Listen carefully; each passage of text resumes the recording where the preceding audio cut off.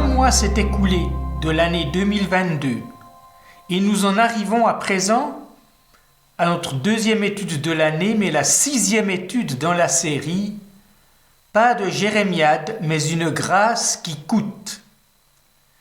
Une cordiale bienvenue à vous toutes et à vous tous qui vous connectez à cette étude biblique en ligne.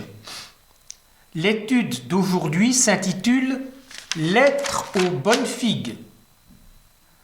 Nous avions vu lors de notre toute première étude que la proportion dans le livre de Jérémie était à peu près de 2/3 de menaces de jugement. Donc il y a beaucoup de menaces de jugement dans ce livre et peut-être 1/3 de promesses de salut. Nous allons à présent aborder ce dernier tiers. À ce propos, est-ce qu'il y a un verset de Jérémie que vous connaissez par cœur, que vous pourriez citer spontanément de mémoire? Si c'est le cas, il y a des chances que ce soit « Car moi je connais les projets que j'ai conçus en votre faveur, déclare l'Éternel. Ce sont des projets de paix et non de malheur, afin de vous donner un avenir et une espérance. » C'est Jérémie 29, 11. Il me semble qu'il n'y a pas si longtemps que ce verset a été exhumé de l'oubli dans lequel tombent beaucoup de livres des prophètes de l'Ancien Testament. Mais aujourd'hui, en tout cas, il est beaucoup cité, au point d'être devenu, dans les milieux évangéliques, un lieu commun. Un lieu commun est une phrase ou une idée qui circule de bouche en bouche, qu'on reprend presque instinctivement dans les discussions, et quand une personne qui partage les mêmes codes que vous le cite, vous vous dites « Ah, nous sommes sur le même terrain de discussion, ça va bien ». La faiblesse des lieux communs, c'est que chacun peut leur faire dire ce qu'il veut en fonction des besoins du moment. Si c'est une citation d'un texte plus long, comme c'est le cas ici, alors elle circule forcément en dehors de son contexte. Aujourd'hui, nous allons essayer de replacer cette phrase dans son contexte. Elle est tirée d'une lettre de Jérémie aux exilés à Babylone qui couvre une bonne partie de Jérémie chapitre 29. Cette lettre est suivie dans l'ordre où ont été finalement mises les paroles de Jérémie pour composer le livre. Elle est suivie de 4 chapitres, Jérémie 30 jusqu'au chapitre 33, et ces chapitres contiennent essentiellement des promesses de salut. Ce n'est certainement pas un hasard.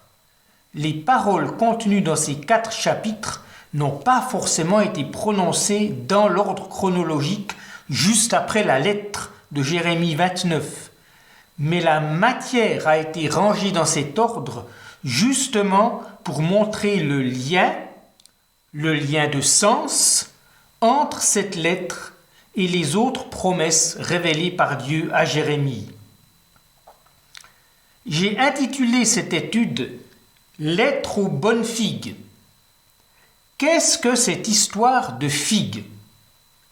Il est question de figues 5 chapitres avant le chapitre 29, dans Jérémie 24. Ce chapitre 24 nous parle de ceux à qui a été adressée la lettre au verset 29. Nous commencerons par lire ce chapitre 24 qui n'est pas très long, car il va éclaircir pour nous bien des choses. Jérémie chapitre 24. Après que Nabuchodonosor, roi de Babylone, eut déporté de Jérusalem et emmené à Babylone Jéconia, fils de Jéhoïakim, roi de Juda, les chefs de Juda, les artisans et les forgerons, l'Éternel me donna une vision. 2 paniers de figues étaient posés devant le temple de l'Éternel. L'un de ces paniers contenait d'excellentes figues, comme le sont celles de la première récolte. L'autre, des figues très mauvaises, si mauvaises qu'on ne pouvait les manger. Et l'Éternel me demanda, « Que vois-tu, Jérémie ?» Je répondis, « Des figues. Les unes sont excellentes, les autres très mauvaises, si mauvaises qu'on ne peut les manger. » Alors l'Éternel m'adressa la parole en ces termes, « Voici ce que déclare l'Éternel, le Dieu d'Israël. Je considère les exilés de Juda que j'ai déportés de ce lieu-ci au pays des Chaldéens comme ces bonnes figues pour leur faire du bien. Oui, je veillerai sur eux pour leur bien et je les ramènerai dans ce pays-ci où je les reconstruirai pour ne plus les détruire, où je les replanterai pour ne plus les arracher. Je disposerai leur cœur à me connaître et à savoir que je suis l'Éternel. Alors ils seront mon peuple, et moi je serai leur Dieu, car ils reviendront à moi de tout leur cœur. Mais, déclare l'Éternel, je traiterai Sédécias, roi de Juda, ses hauts dignitaires et ceux qui subsistent de Jérusalem, ceux qui restent dans ce pays et ceux qui se sont réfugiés en Égypte, comme de mauvaises figues, qui sont si mauvaises qu'elles ne sont plus mangeables. Je ferai d'eux un objet d'horreur et de malheur dans tous les royaumes de la terre. Partout où je les disperserai, on les couvrira d'opprobre, ils seront la fable et la risée des gens, et un objet de malédiction. Je déchaînerai contre eux l'épée, la famine et la peste, jusqu'à ce qu'ils aient complètement disparu du pays que je leur ai donné à leurs ancêtres, puis à eux. Alors, premier point, c'est sur ce chapitre 24, 2 sortes de figues. Quelles sont-elles? Alors d'abord, voyons les circonstances de cette vision que Jérémie a reçue. C'était suite à la première déportation à Babylone, qui a eu lieu en 597 avant Jésus-Christ. Le roi de Juda alors était le jeune Jéconia, ou certaines traductions ont Jéconia, mais dans les livres des rois, dans 2 rois, il est appelé d'un autre nom, Jehoiakin ou Jojakin. Il n'avait que 18 ans et n'a régné que 6 mois. C'était le fils de Jehoiakim ou Jojakim, et il était donc petit-fils de Josias. Il n'avait pas eu le temps de faire grand-chose. Il est mal tombé à la mauvaise époque. À peine a-t-il succédé à son père que Nabuchodonosor a mis le siège à Jérusalem. Le jeune roi n'a pas insisté, il s'est rendu tout de suite. Nabuchodonosor l'a emmené en exil à Babylone, mais l'a plutôt bien traité. Avec lui, les élites du royaume ont été emmenés en exil, ainsi que les artisans et les forgerons, nous dit le texte, probablement parce qu'il s'agissait de corps de métier cruciaux pour la défense militaire de Jérusalem. Tous les autres membres du peuple de Juda sont restés chez eux, et c'est l'oncle de Jéconia, Sédécias, le plus jeune des fils de Josias, qui lui a succédé sur le trône. Lui et ses conseillers ont d'abord joué le jeu de la soumission à l'empire babylonien avant de se révolter, ce qui a abouti à la catastrophe de 587 avant Jésus-Christ, 10 ans après la première déportation. Un siège extrêmement dur de Jérusalem, la destruction du temple et la seconde déportation, bien plus conséquente que la première. Or, dit Dieu à Jérémie dans sa vision, donc quelles sont toutes ces figues? Les bonnes figues, qui sont excellentes, c'est les premiers déportés, ceux qui ont été emmenés avec Jéconia en 597. On aurait pu penser que c'était le contraire, que vu qu'ils étaient déportés, ils étaient sous le jugement particulièrement sévère de Dieu, alors que ceux qui restaient avaient été épargnés parce que Dieu leur était favorable. Mais non, il ne faut pas se fier aux apparences. Le jugement était simplement remis à 10 ans plus tard pour les autres, qui sont les mauvaises figues, qui sont même dites immangeables, Sédécias et sa cour. Leur sort serait bien pire. Sédécias sera déporté dans des conditions atroces. Revenons aux bonnes figues. Parmi les dignitaires emmenés à Babylone avec ce premier convoi, il y en a qui avaient pris la défense de Jérémie quand Jehoïakim, le père de Jéconia, le persécutait. On trouve ça dans des récits au chapitre 26 et aussi au chapitre 36. Ils étaient donc, dans l'ensemble, plus ouverts que leurs successeurs du temps de Sédécias, plus ouverts à ce que Jérémie communiquait de la part de Dieu. Mais c'est surtout pour l'avenir que Dieu fait des promesses à ses bonnes figues, et c'est à cause de cet avenir qu'il a décidé pour eux qu'il les décrit comme des bonnes figues. Jérémie 24, verset 7, « Je disposerai leur cœur à me connaître et à savoir que je suis l'Éternel.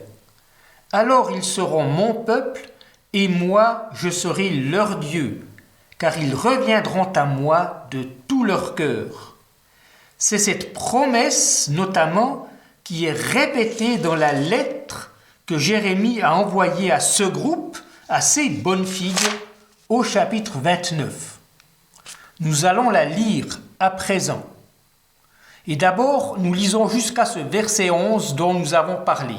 Donc Jérémie 29, versets 1 à 11. Voici le contenu de la lettre envoyée de Jérusalem par le prophète Jérémie à ceux des responsables du peuple qui subsistaient en exil, ainsi qu'aux prêtres, aux prophètes et à tout le peuple que Nabuchodonosor avait déporté de Jérusalem à Babylone. La lettre fut envoyée après le départ du roi Jéconia, de la reine-mère, des fonctionnaires du palais royal, des ministres de Juda et de Jérusalem, des artisans et des forgerons, par l'intermédiaire d'Elasa, fils de Shaphan, et de Gemaria, fils de Hilkiah, que Sédécias, roi de Juda, avait envoyé auprès de Nabuchodonosor, roi de Babylone, à Babylone. La lettre disait « Voici ce que déclare le Seigneur des armées célestes, Dieu d'Israël, à tous les exilés que j'ai fait déporter de Jérusalem à Babylone. Construisez des maisons et installez-vous-y, plantez des jardins et mangez-en les productions, mariez-vous et ayez des enfants, mariez vos fils et donnez vos filles en mariage et qu'elles aient des enfants, multipliez-vous là-bas et ne laissez pas diminuer votre nombre. Recherchez le bien-être de la ville où je vous ai déporté et priez l'Éternel en sa faveur, car de son bien-être dépend le vôtre. En effet, voici ce que déclare le Seigneur des armées célestes, Dieu d'Israël. Ne vous laissez pas induire en erreur par vos prophètes qui sont au milieu de vous, ni par vos devins, et ne prêtez pas attention aux rêves que vous avez, car ce sont des mensonges qu'ils prophétisent en mon nom. Je ne les ai pas envoyés. L'Éternel le déclare. Car voici ce que déclare l'Éternel. C'est seulement au bout de 70 années allouées par mois à Babylone que j'interviendrai en votre faveur pour accomplir la promesse que je vous ai faite de vous faire revenir en ce lieu. Car moi, je connais les projets que j'ai conçus en votre faveur, déclare l'Éternel. Ce sont des projets de paix et non de malheur, afin de vous donner un avenir et une espérance. Et là, nous en arrivons au deuxième point de notre étude, mais le premier concernant ce texte de Jérémie 29. Prenez patience, installez-vous. Le premier message communiqué aux exilés, c'est « Vous êtes là pour y rester ». Cette lettre est écrite en grande partie pour contrer des messages d'autres prophètes. Verset 8. Ne vous laissez pas induire en erreur par vos prophètes qui sont au milieu de vous, etc. C'est ce que nous avons étudié il y a un mois. Face à Jérémie, il y avait d'autres prophètes qui proclamaient un tout autre message. Certains de ces prophètes, nous l'apprenons maintenant, se trouvaient aussi à Babylone parmi le premier convoi d'exilés. Leur message, nous l'avons vu il y a un mois, était un message optimiste. Dans 2 ans, vous serez de retour. Le message de Jérémie, c'est dans 70 ans. Dans 70 ans, vous serez de retour. Cela change tout. Si c'est pour 2 ans, on peut se contenter de poser ses bagages. Si c'est pour 70 ans, cela veut dire que la promesse de retour sera pour les petits-enfants et les arrière-petits-enfants. C'est pourquoi Jérémie dit de la part de l'Éternel, « Installez-vous ».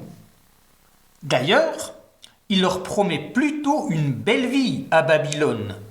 Verset 5, « Construisez-vous des maisons, plantez des jardins et mangez-en les productions. » Au verset suivant, il leur dit d'avoir beaucoup d'enfants, gage d'avenir pour un peuple opprimé, à l'avenir humainement incertain.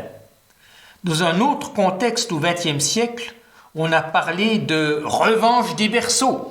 C'était au Québec dans les années 50. Mais c'est là leur seule revanche. Car Jérémie dit aux exilés d'avoir de bonnes relations avec le peuple de Babylone, de chercher leurs biens, de contribuer au bien commun de la société dans laquelle ils se trouvent. Verset 7. Recherchez le bien-être de la ville où je vous ai déportés et priez l'Éternel en sa faveur, car de son bien-être dépend le vôtre. Dans la Nouvelle Alliance, nous sommes, par définition, un peuple en exil, une diaspora, et cela pas pour 70 ans, mais de manière permanente jusqu'au retour du Christ. Et si nous sommes le peuple du Christ, c'est qui que nous soyons, quel que soit notre peuple d'origine, même si nous vivons parmi notre peuple et même notre village d'origine. Cette situation de diaspora, c'est particulièrement fort dans la première lettre de Pierre, qui était à ceux que Dieu a choisis et qui vivent comme des résidents étrangers dispersés. Nous sommes étrangers, donc ne nous enracinons pas au point de mettre notre appartenance à tel ou tel peuple, même celui où nous sommes nés, au-dessus de la loyauté à Jésus-Christ et à son peuple qui est sur toute la terre. Mais en même temps, contribuons un maximum à œuvrer au bien commun de tous nos frères et sœurs en humanité. Nous allons relire à présent le verset 11. Mais auparavant, souvenons-nous de la perspective d'ensemble. Si Dieu promet de bonnes choses, ce n'est pas forcément tout de suite maintenant. C'est une promesse dans la durée, que cette durée soit de 70 ans ou plus longue ou moins longue. Mais contrairement à un certain évangile du bien-être, Dieu n'est pas seulement derrière les expériences que nous trouvons positives. Avant toutes ces promesses, Dieu se présente ainsi. Voici ce que déclare le Seigneur des armées célestes, Dieu d'Israël, à tous les exilés que j'ai fait déporter. À tous les exilés que j'ai fait déporter. Le Dieu créateur et souverain peut aussi être la cause d'événements malheureux, tels qu'une déportation. Il n'a pas créé le mal, mais il travaille avec le mal qui existe depuis la rupture de l'humanité avec lui. Il utilise ce mal pour en tirer du bien, mais jusqu'à ce qu'on y arrive à ce bien, cela peut être douloureux.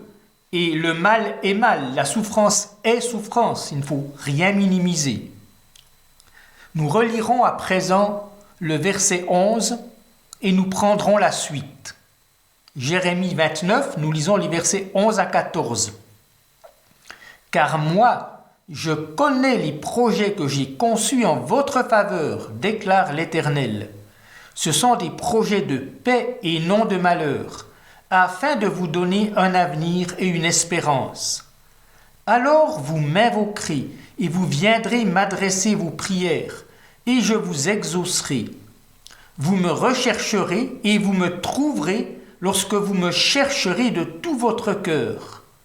Je me laisserai trouver par vous. L'Éternel le déclare. Je vous restaurerai et je vous rassemblerai du milieu de tous les peuples étrangers et de tous les lieux où je vous ai dispersés. L'Éternel le déclare, pour vous ramener dans le pays d'où je vous ai déportés. Et notre troisième point, quel avenir? Quel avenir? Un retour à Dieu. Quel est cet avenir et cette espérance qui, pour ceux à qui Jérémie écrivait, devait se réaliser dans les 70 ans? C'est d'abord un retour à Dieu. Ce retour ne se ferait pas en un claquement de doigts, et il se fait rarement en un claquement de doigts. C'est tout un processus, pour nous aussi. Alors, c'est l'image de chercher. Alors, pensons au jeu qu'on fait souvent avec les enfants et avec les jeunes, le jeu de chaud et froid. Dieu nous donne des indices, des signes. Il veut nous inviter à nous approcher de lui, mais ce n'est pas toujours évident du premier coup. C'est comme un jeu de chaud et de froid. Parce que Dieu veut nous rencontrer parfois là où nous n'y pensons pas. Alors, là c'est froid, là c'est chaud, là c'est froid, là c'est chaud, ça peut durer longtemps, ça peut durer encore plus longtemps si nous, on n'arrive pas à croire quand il y a le mot chaud. Pourquoi on n'y arriverait pas à y croire? Supposons qu'on ait peur d'être observé par les voisins, et puis que chaud, c'est juste vers la fenêtre. Alors je ne veux pas aller vers la fenêtre, je ne veux pas qu'on me voie. Ou alors, le lieu où c'est chaud peut être justement le lieu qui nous rappelle des souvenirs extrêmement douloureux. Ça peut aussi arriver que ce soit là que le Seigneur nous donne rendez-vous. C'est là que nous ne voulons pas aller, c'est humain, c'est compréhensible. C'est là où nous sommes traumatisés. Oui, nous sommes naturellement centrés sur nous-mêmes. Ça peut être pour certains le confort ou un certain type une course après la consommation. Ça peut être aussi, si on est plus austère, peut-être avec un certain héritage calviniste qui reste, le devoir. Mais le devoir tel qu'on l'a compris, et puis il faut le faire, et il faut le faire et bien le faire, et on a le nez dans le guidon, on fait son devoir. Et puis, sortir de son devoir, ça peut être très inconfortable. Ou ça peut être le sentiment d'être victime. Et nous n'arrivons pas à sortir de ce simple sentiment d'être victime. Même si nous avons souffert aussi injustement, en rester au simple sentiment d'être victime, c'est se condamner à ne pas s'en sortir. Pour s'en sortir de tout cela, aussi de notre obsession du devoir ou de notre obsession du confort, pour nous en sortir et trouver Dieu ou le retrouver, il faut qu'à force de froid et de chaud, il nous entraîne vers le lieu inconfortable où il nous donne rendez-vous. On pourrait dire que chercher Dieu est une condition. La condition pour avoir un avenir et une espérance. Mais c'est bien plus que cela. L'avenir, l'espérance qu'il nous offre, c'est de le chercher. et de le trouver. En promettant de changer notre cœur, il donne ce qu'il ordonne. Il change nos cœurs par la grâce. Il change nos cœurs par la grâce sans que nous fassions l'économie d'une démarche pour nous approcher de lui, pour nous tourner vers lui. Mais encore un dernier point, sous forme de question.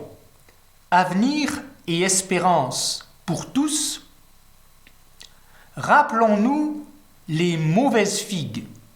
Il y a eu et il y a malheureusement des personnes qui sont restées fermées à Dieu, à sa recherche de nous, à ses paroles. C'est une réalité tragique et pourtant c'est une réalité. Non, soyons honnêtes, à cause de cela, à cause de cette fermeture persistante, la Bible ne promet pas l'avenir et l'espérance pour tous. Et au jugement dernier, là c'est Jésus qui l'a annoncé, eh bien il y a ceux qui auraient été ouverts, là c'est aux autres, ils seront ouverts à Dieu, mais en étant ouverts aux autres, il y a ceux qui seront restés fermés jusqu'à la fin, aux autres. Recevons donc cette invitation. Vous me rechercherez et vous me trouverez quand vous me chercherez de tout votre cœur.